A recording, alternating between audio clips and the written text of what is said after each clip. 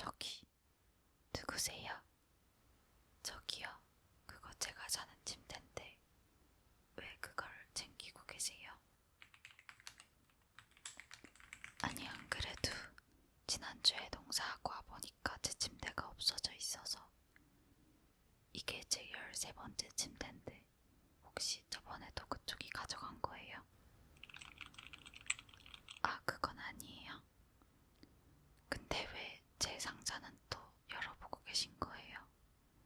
혹시 뭐 며칠 굶으셨거나 잃어버린 물건이 있거나 그런 거예요? 아니, 아무리 그래도 그렇지. 저 지금 막 여유롭게 쉬려던 잠에 갑자기 들어오시면 어떡해요? 아, 3일 동안은 쉬고 걸어서 여기 와가지고 지금 제 물건이라도 털어가려고 했다고요? 그쪽 집은 어디다 두시고 어쩌다 여기까지 와서 제 집 살림살이를 다 거덜내려고 그러세요. 뭔가 힘들어 보이긴 하는데 그렇다고 제 집 살림살이를 가져가시면 안 되죠. 사정이 안 좋으시다니까 이분 한 번만 봐드리는 거예요. 근데 뭐 하는 분이세요? 아, 이곳저곳 보험하고 계신다고요? 아, 보험 가셨구나. 어쩐지 가방을 엄청 큰 걸 들고 다니시면서 안에 짐도 많아 보이긴 했어요.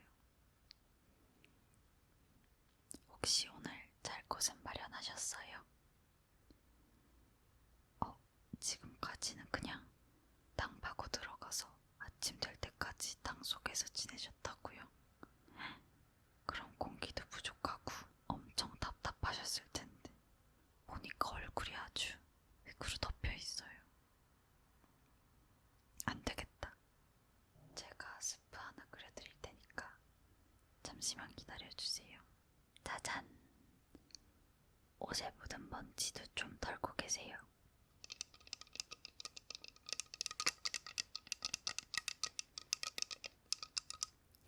여기에 빈집 몇 개 있으니까 한번 돌아보시고 비어있는 주인 없는 집 발견하시면 거기 며칠 정도는 묵어도 될 거예요. 빈집 발견하시면 거기서 며칠 좀 주무세요. 보험가님은 어디서 오셨어요? 산 넘고 바다 건너서 오셨다고요? 멀리서 오셨구나. 이거 얼른 드세요. 멀리서부터 혼자 오신 건 좀 대단하시네요. 어떻게 먼 길을 혼자 여행하신 거예요? 사실 저도 가끔 마을 밖의 세상이 궁금하기도 하거든요. 근데 이 마을에 너무 익숙해져서 그냥 평범한 일상에 좀 안주하게 된 것 같아요. 그래서 모험가라는 얘기 듣고 아까 괜히 부럽기도 했어요. 모험은 어디까지 다녀오셨어요? 혹시 저 멀리 있는 바다라는 데 본 적 있으세요? 우리 마을 사람 중에 바다를 가본 사람은 거의 없거든요. 바다라는 곳이 있다는 얘긴 듣긴 했는데 그것도 마을에서 제일 나이 많으신 분께 들은 옛날 얘기예요. 물이 끝도 없이 펼쳐져서 아무것도 보이지 않는다는데 그거 맞아요? 거짓말이죠. 저도 사실 어렸을 때는 바다로 모험 떠나는 게 꿈이었는데 어느새 마을 생활이 익숙해져서 마음을 접었어요. 사실 마을을 벗어나는 게 두려운 건 아니고 그냥 이 마을에서 태어나서 너무 오래 이 마을 속에 편안하게 있다 보니까 이 마을을 쉽게 못 떠나는 것 같아요. 마을 사람들도 제가 필요하고 저도 이곳에서 할 일이 많으니까요. 그리고 모험을 떠난다는 것 자체가 엄청난 용기가 필요하거든요. 낯선 곳에서 주위에 온통 새로운 것밖에 없고 물론 설렘도 있겠지만 동시에 불안함도 있잖아요. 근데 모험가님은 그걸 다 극복하고 여기까지